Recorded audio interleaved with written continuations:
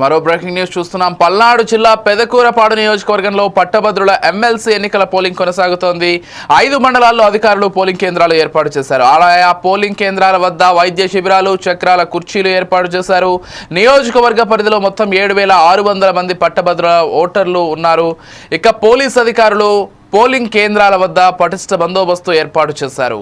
ప్రశాంతంగా ఓటు వేసుకునేందుకు అవసరమైన అన్ని ఏర్పాట్లను చేశారు.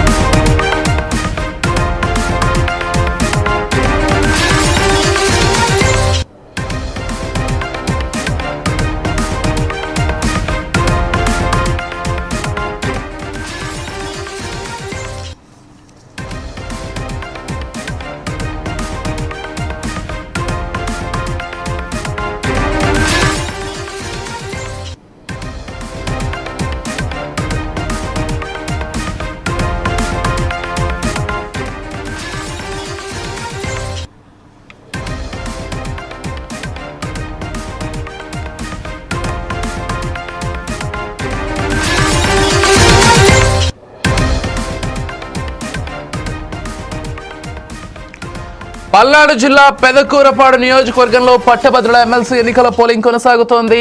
5 మండలాల్లో అధికారులు పోలింగ్ కేంద్రాలు ఏర్పాటు చేశారు. ఆయా పోలింగ్ కేంద్రాల వద్ద వైద్య శిబిరాలు, చక్రాల కుర్చీలు ఏర్పాటు చేశారు. నియోజకవర్గ పరిధిలో మొత్తం 7,600 పట్టభద్రుల ఓటర్లు కలిగి ఉన్నారు. ఇక పోలీస్ అధికారులు పోలింగ్ కేంద్రాల వద్ద పటిష్ట బందోబస్తు ఏర్పాట్లు చేశారు. ప్రశాంతంగా ఓటు వేసుకునేందుకు అవసరమైన అన్ని ఏర్పాట్లను చేశారు.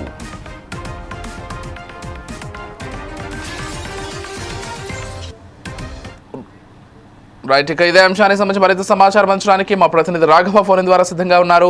చెప్పండి రాఘవ, మొత్తంగా పట్టభద్రుల ఎమ్మెల్సీ ఎన్నికలకు సంబంధించి ఏర్పాట్లు ఏ విధంగా జరిగాయి? ఓటింగ్ ప్రశాంతంగానే కొనసాగుతుందా? దానికి సంబంధించినటువంటి పూర్తి డీటెయిల్స్ ఏంటి?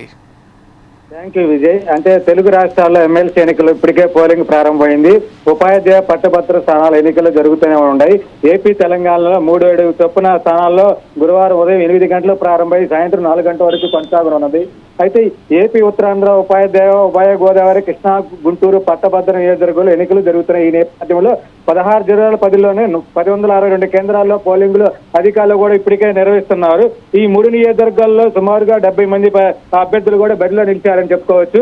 అయితే ఈ 6,84,593 మంది ఓటర్లో ఉన్నారని, ఈ పోలింగ్ ముగిసే సమయానికి కేంద్రం లోపల ఉన్న క్యూ లైన్ లో ఉన్న వారికే ఓటు వేసే అవకాశం కల్పిస్తారని కూడా ఇప్పటికే ఎన్నికల అధికారులు కూడా చెప్పుకున్నారు. అయితే పోలింగ్ కోసం ఎన్నికల సంఘము పటిష్టంగా కట్టుదిట్టమైన ఏర్పాట్లు చేసింది.